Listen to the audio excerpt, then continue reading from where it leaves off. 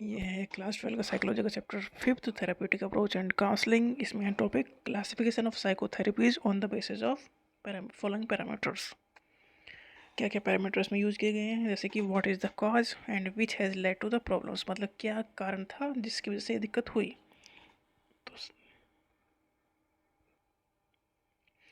Psychodynamic therapy focus करती है intrapsychic conflict पर, that is the conflicts that are present within the psychic of the person, मतलब जो सोच समझ जो दिमाग में चल रहे हैं, जो उसके कन्फ्लिक्ट, मतलब वो खुद को ही खुद परेशान कर रहा है इंसान।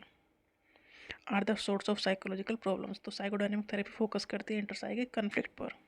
अगर इंटरसाइकिक कन्फ्लिक्ट है तो साइकोडायनेमिक थेरेपी यूज होगी। Behaviour therapy, psychological problems arise due to faulty learning of behaviour and cognition. Behaviour therapy कब यूज होगी? जब बिहेवियर में गलत है, जो बिहेवियर का पैटर्न है वो गलत है, मतलब गलत आदतें हैं, तो बिहेवियर थेरेपी अप्लाई की जाएगी। साइकोलॉजिकल जो प्रॉब्लम्स, साइकोलॉजिकल दिक्कत तो हुई हैं, बट वो किसकी वजह से हुई हैं? फॉल्टी बिहेवियर की वजह से हुई हैं। और बिहेवियर कैसा है? लर्निंग हो चुकी है, वो सीख चुका है उस बिहेवियर को।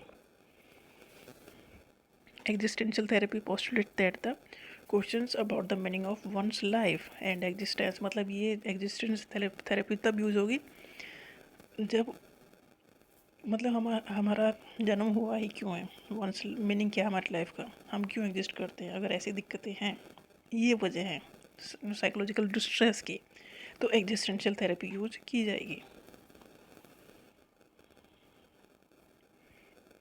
Questions about the meaning of one's life and existence are the cause of the psychological problem. देखो साइकोलॉजिकल प्रॉब्लम तो हैं, अब उनकी अलग अलग वजह हैं, तो अलग अलग वजह होने की वजह से अलग अलग थेरेपी यूज होंगे। और साइकोडायनेमिक थेरेपी यूज हो रही है इंटरसाइकिक कन्फ्लिक्ट में। बिहेवियर थेरेपी यूज हो रही है जो फॉल्टी बिहेवियर है उसके लिए। एग्जिस्टेंशियल थेरेपी यूज हो रही है कि एग्जिस्टेंस मतलब वंस हमारी खुद की लाइफ का मतलब क्या है, इसकी वजह से जो उससे साइकोलॉजिकल डिस्ट्रेस हो रही है, वहाँ एग्जिस्टेंशियल थेरेपी यूज की जा रही है ट्रीटमेंट के लिए। How did the cause come into existence, अब ये हुआ क्या, क्यों हो ऐसी वजह हुई, मतलब वो डिस्ट्रेस करने की वजह हुई क्यों आखिर। In the psychodynamic therapy, unfulfilled desire और unfulfilled desire of the childhood, बचपन की कुछ इच्छाएं जो पूरी नहीं हुई हैं, उसकी वजह से इंटरसाइकिक कन्फ्लिक्ट हो चुका है।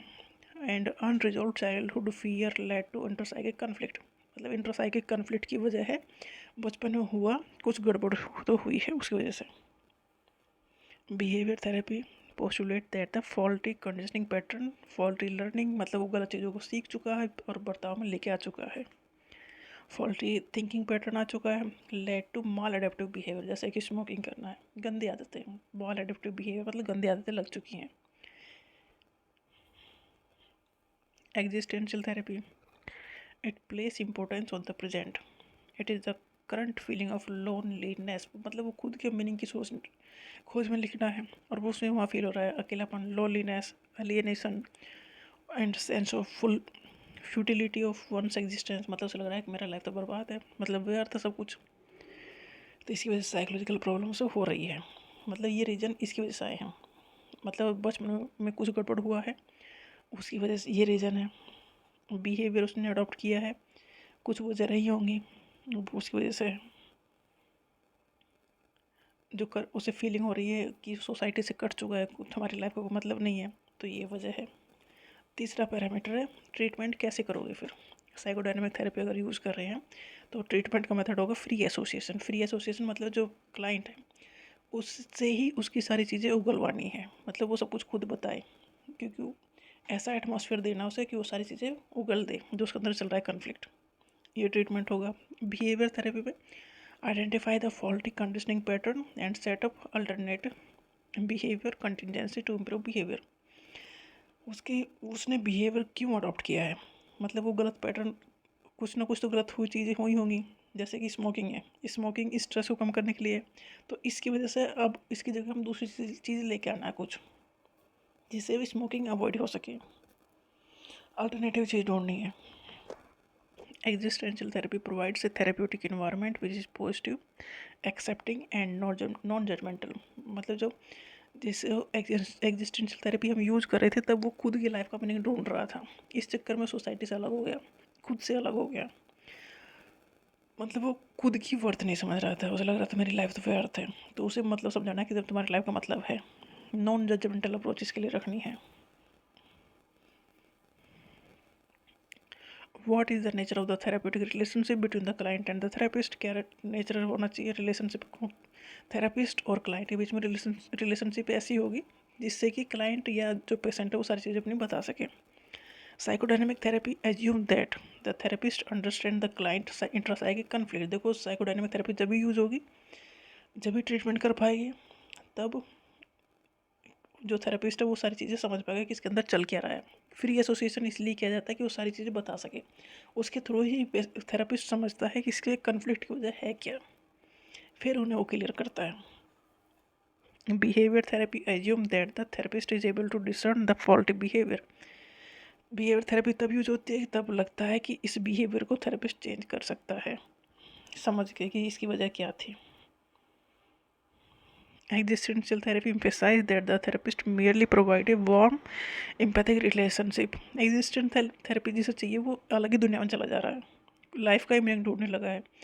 तो ऐसे लोगों को जजमेंटल हो ही जाते हैं पब्लिक, तो थेरेपिस्ट को ये रखना है कि उसके साथ एम्पैथेटिक रिलेशन रखना है, जैसे कि क्लाइंट फील करे सिक्योर और जो भी उसकी दिक्कत है वो अच्छे से बता सके।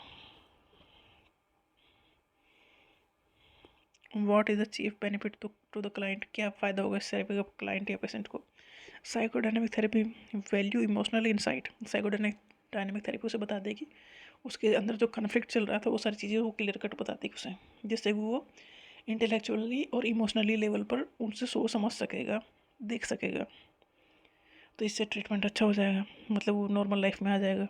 The clients symptom and stress कम हो जाएंगे, जिससे कि वो अच्छी लाइफ जी सकेगा। बिहेवियर थेरेपी में कंसिडर चेंजिंग फॉल्टी बिहेवियर जो उस गलत बिहेवियर थे वो चेंज होंगे।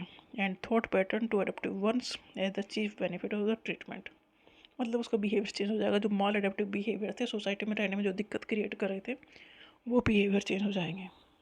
The humanistic therapy value personal growth है द चीफ बेनिफिट।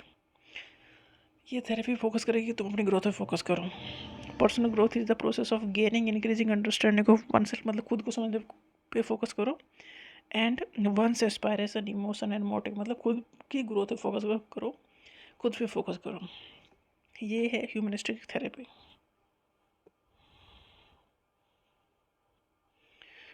नेक्स्ट है what is the duration of the treatment? Psychodynamic therapy में कम से कम 10-15 सेशन लगते हैं। बिहेवियर एंड कोग्निटिव थेरेपी जो है as well as the existential therapies are shorter and are completed in few months.